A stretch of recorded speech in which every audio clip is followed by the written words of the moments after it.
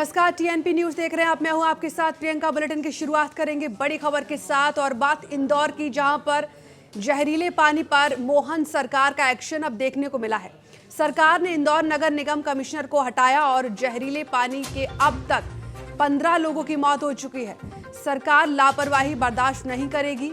CM ने इस तरीके की अब बयान जारी किए हैं और वहीं कमिश्नर को सस्पेंड कर दिया है। तो जहरीली पानी में अब तक 15 लोगों की मौत हो चुकी है।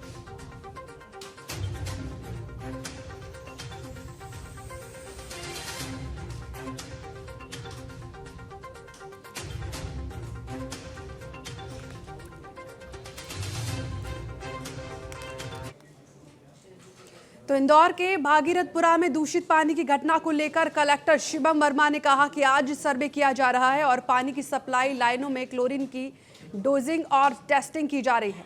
क्षेत्र में लोगों ने अपने टैंकों में पानी जमा करके रखा हुआ है, उसकी भी सफाई कराकर क्लोरीनेशन का किया जाएगा। सभी लोगों से निवेदन किया जा रहा है कि वो केवल नगर निगम के टैंकर में पानी का ही उपयोग करें और पानी को अच्छे से उबालने के बाद ही उसका इस्तेमाल करें।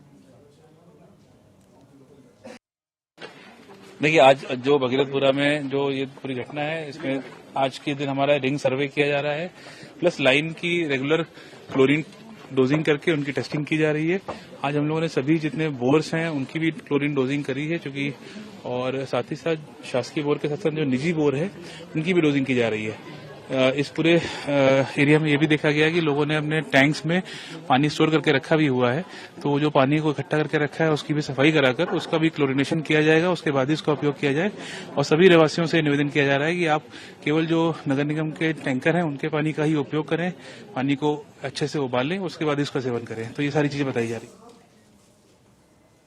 और अब बात धामनोद की, जहां नगर परिषद क्षेत्र में सीवरेज योजना की कार्य में गंभीर लापरवाही उजागर हुई है।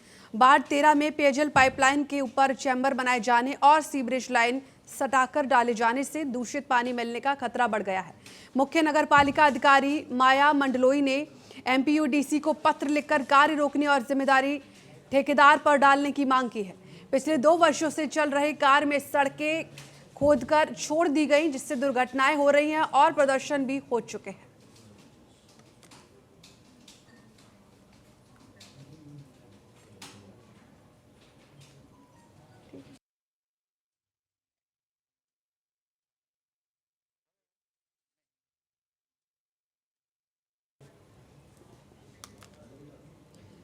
और अब बात धार की, जहां जिले के धामनोद में नगर परिषद की लापरवाही की वजह से नर्मदा का पानी गंदा होकर टंकी में जा रहा है। खलघाट से रिसाव और शौचालय का गंदा पानी बड़ी लाइन में मिल रहा है। पार्षद पिंटू चौहान और महादेव पाटीदार ने निरीक्षण करते हुए सुधार की मांग की है। निरंतर शिकायत के बाद भी लोग 8 महीने से गंदे पानी पीने की समस्या से जूझ रहे हैं।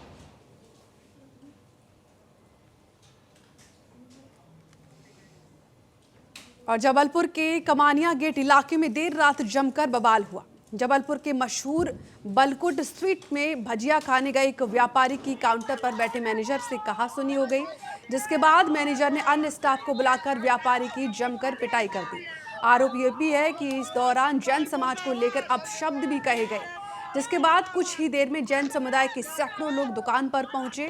वहीं सूचना मिलते ही इस दौरान पुलिस भी मौजूद रही। बवाल बढ़ता देख पुलिस को कंट्रोल करने के लिए लाठी चार्ज भी करना पड़ा। इस घटना में कुछ लोगों के साथ साथ एक पुलिस उपनिरीक्षक के घायल होने की भी सूचना सामने आई है, जिन्हें उपचार के लिए विक्टोरिया अस्पताल भेज दिया गया है। फिलहाल घटना को देखते हुए भारी पुलिस बल मौके पर तैनात किया गया।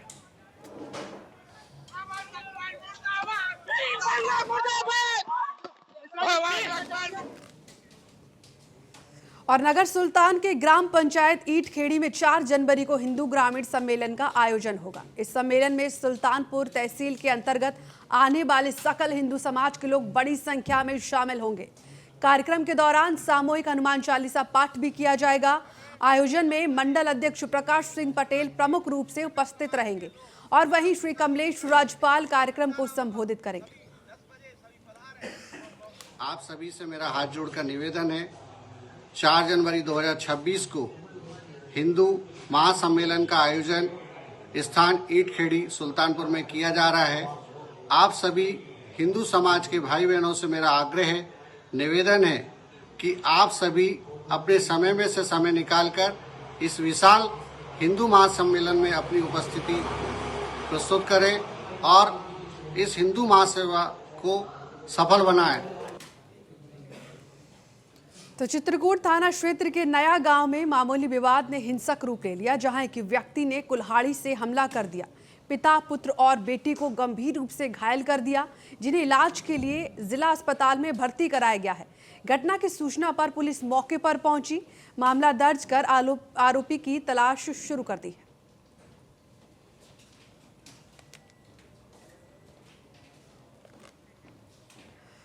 और हरदा में कमल किशोर जर्दा भंडार पर जीएसटी विभाग ने बड़ी कार्रवाई की है। जानकारी के अनुसार ये कार्रवाई प्रदेश की नहीं बल्कि केंद्र से आई करीब 20 सदस्यीय जीएसटी टीम ने की, जिन्हें एक साथ 5 अलग अलग ठिकानों पर छापा मारा गया। अचानक हुई इस छापेमारी से व्यापारिक विभाग में हड़कंप मच चुका है।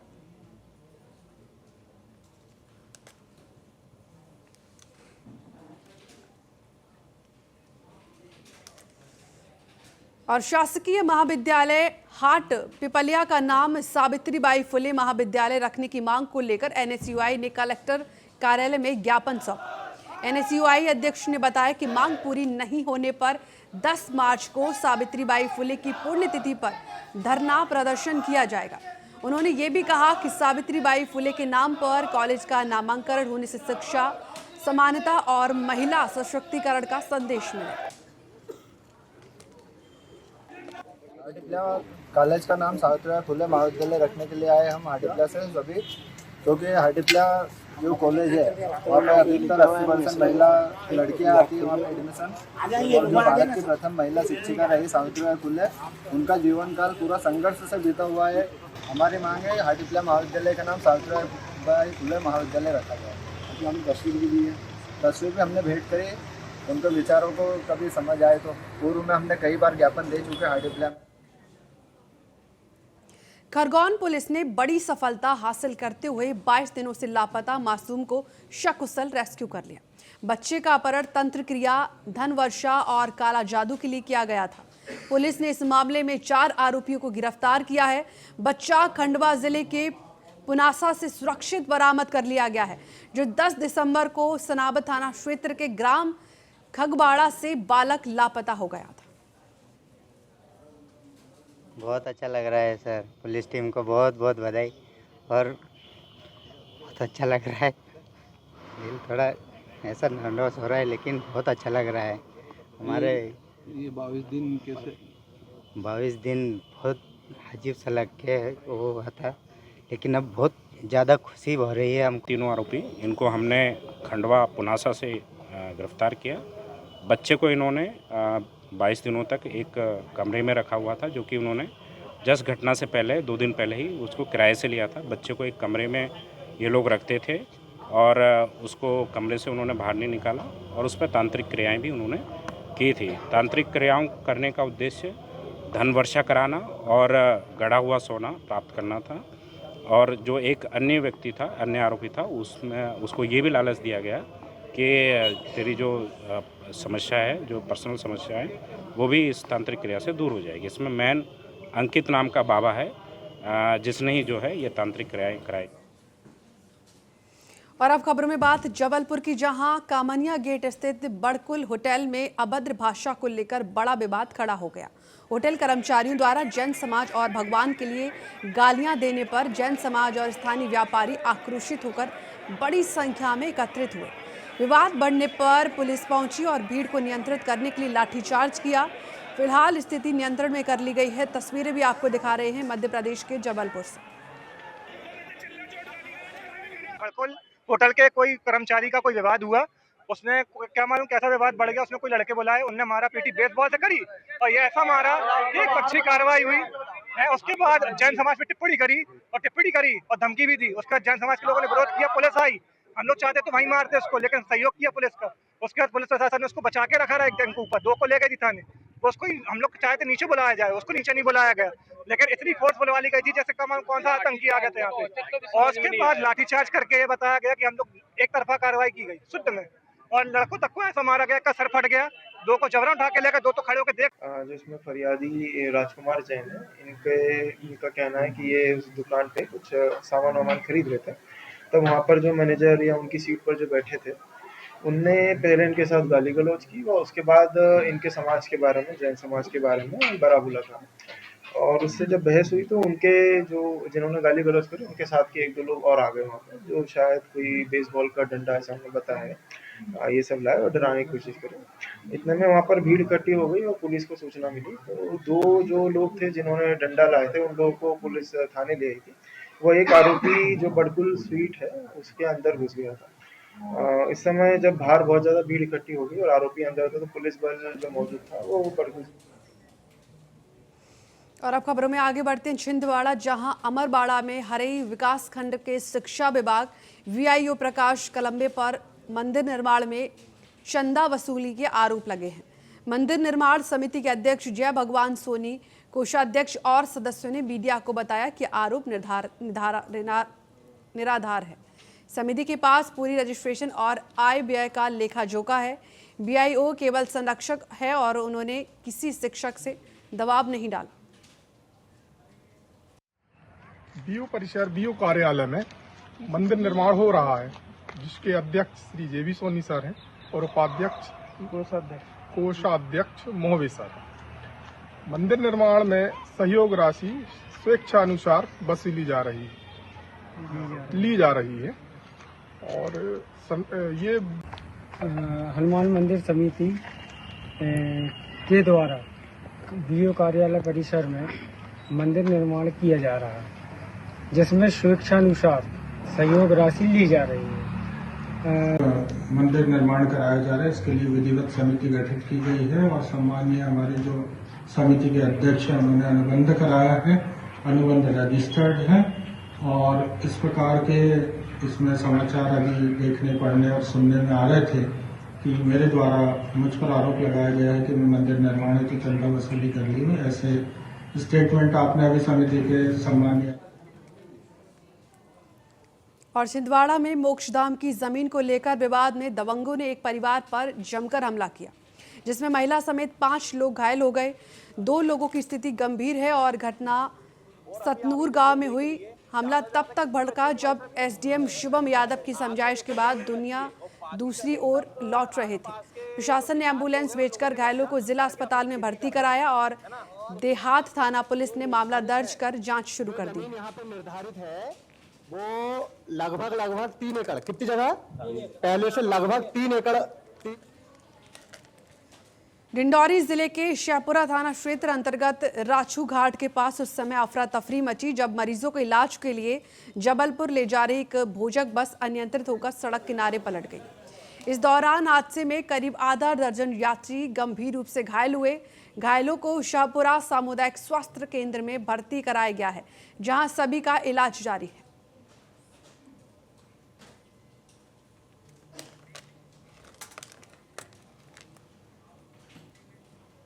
बात करेंगे बड़ी खबर की, जहां छत्तीसगढ़ में सुरक्षा बलों की बड़ी सफलता हाथ लगी है। मुठभेड़ में 14 नक्सलियों को ढेर कर दिया गया है। सुकमा में 12 और बीजापुर में 2 नक्सली ढेर किए गए हैं। कोंटा एरिया कमेटी सचिव मंगडू मारा गया। एसपी किरण चबहाड़ कर रहे थे ऑपरेशन की निगरानी। एएसपी आकाश राव हत्याकांड में शामिल सभी कमांडर ढेर हो चुके हैं। तो AK-47 और इंसास जैसे आधुनिक हथियार बरामद कर लिए गए हैं। एक बार फिर से आपको बता दूं, छत्तीसगढ़ के सुकमा जिले में सुरक्षा बलों को नक्सल विरोधी अभियान में बड़ी सफलता हाथ लगी है। डीआरजी यानी डिस्ट्रिक्ट रिजर्व गार्ड सुकमा की टीम ने मुठभेड़ में 12 नक्सलियों को मार गिराया है। ये मुठभेड़ किस्टाराम थाना क्षेत्र के पामलूर के जंगलों में हुई। मारे गए नक्सलियों में कोटा एरिया कमेटी का सचिव सचिन मंगडू भी शामिल है। सुकमा एसपी किरण चबहाड़ लगातार ऑपरेशन की मॉनिटरिंग कर रहे हैं। मुठभेड़ वाली जगह से AK-47 और इंसास जैसे ऑटोमेटिक हथियार भी बरामद किए गए हैं। मारे गए अन्य नक्सलियों की पहचान अभी की जा रही है।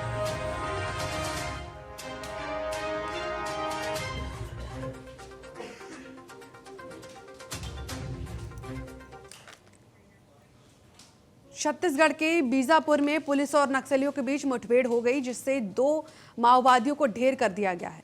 बता दें कि जिले के दक्षिण क्षेत्र में नक्सलियों की मौजूदगी की सूचना मिलने के बाद सुरक्षा बलों ने सर्च अभियान चलाया और सुबह 5 बजे से रुक रुक कर मुठभेड़ चल रही थी, जिसके बाद सुरक्षा बलों को बड़ी सफलता मिली और 2 नक्सलियों को मार गिराया गया है। फिलहाल अभी भी सर्च ऑपरेशन जारी है।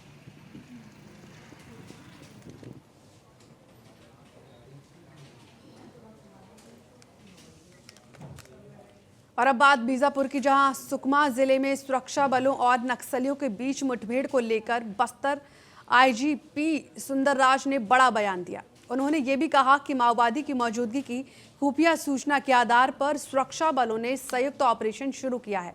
ऑपरेशन के दौरान कई बार सुरक्षा बलों और नक्सलियों के बीच मुठभेड़ हुई। मुठभेड़ के बाद इलाज में सर्च अभियान लगातार चलाया गया, जिसमें बीजापुर जिले से 2 और सुकमा जिले से 12 नक्सलियों के शव बरामद किए गए। साथ ही घटनास्थल से AK-47 और इंसाज राइफल समेत बड़ी मात्रा में हथियार भी बरामद किए गए। आज दिनांक 3 जनवरी को जिला बीजापुर एवं जिला सुकमा में माओवादियों की उपस्थिति का सूचना के आधार पर सुरक्षा बल अभियान के लिए रवाना हुई।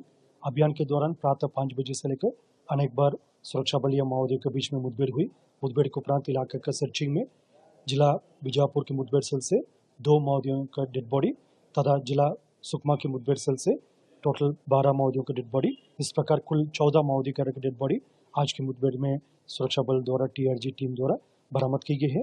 अभी आसपास इलाके में लगातार सर्चिंग जारी है। मुठभेड़ सेल से AK-47 इंसास SLR जैसा ग्रेडेड वेपन्स भी काफ़ी बड़ी संख्या में बरामद हुई। आसपास इलाके में भी DRG टीम से अन्य जो सुरक्षा बल द्वारा सर्चिंग लगातार जारी।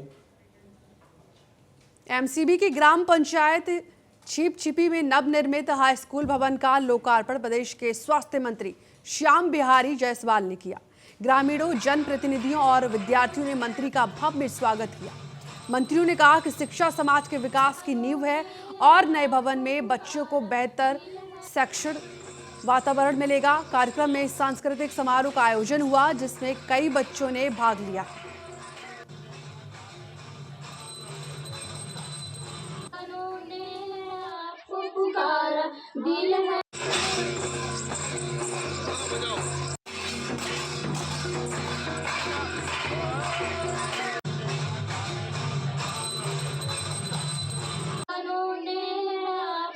देखिए, ये 2018 में हमने ही इसको हाई स्कूल स्वीकृत करा के पहला एडमिशन मैंने अपने ही हाथों से लिखकर बच्ची का एडमिशन किया था।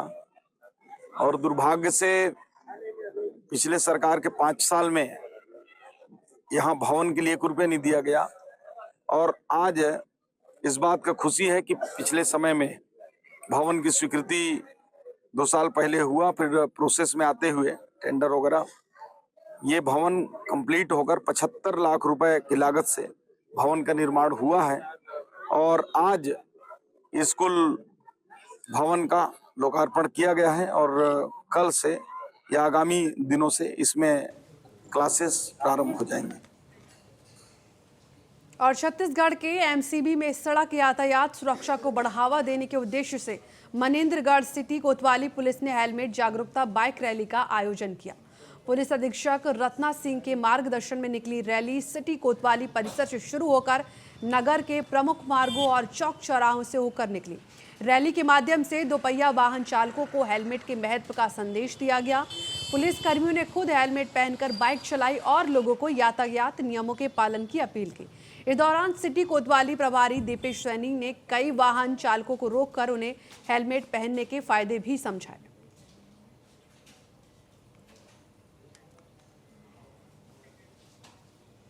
और अब बात जांजगीर चांपा की, जहां जिले के ग्राम पंचायत सरहर में संत शिरोमणि गुरु घासीदास जयंती के अवसर पर आयोजित 3 दिवसीय मेले का समापन हुआ।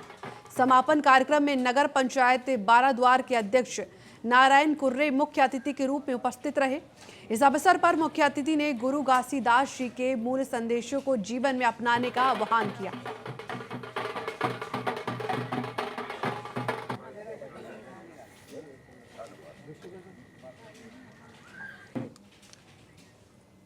और सरगुजा में कोयला लोडेड हाईवे में 11 kV हाई टेंशन पोल को टक्कर मार दी। नेशनल हाईवे 130 पर यातायात प्रभावित हुआ, जिससे लगभग 1 घंटे से वाहन जाम में फंसे रहे। यात्री बसें और छोटी गाड़ियां जाम में अटकी रहीं। फिलहाल मौके पर पहुंचकर पुलिस ने जाम खुलवाने का प्रयास शुरू कर दिया है।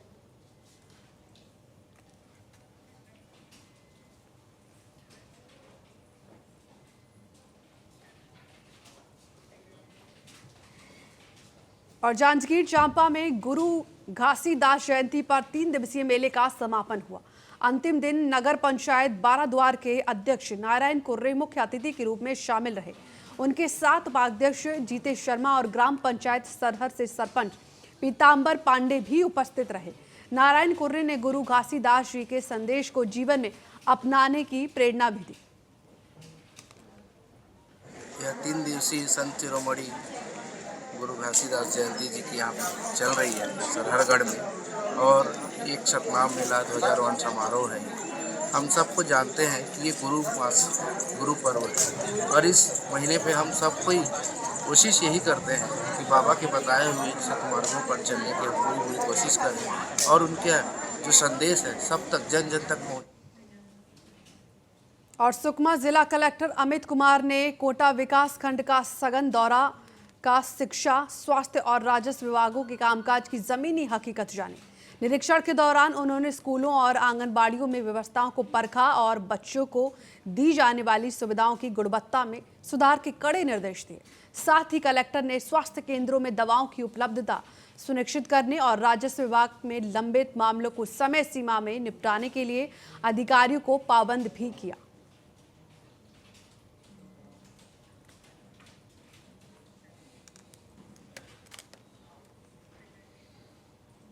और फिलहाल इस बुलेटिन में इतना ही। आप देखते रहिए TNP न्यूज़। नमस्कार।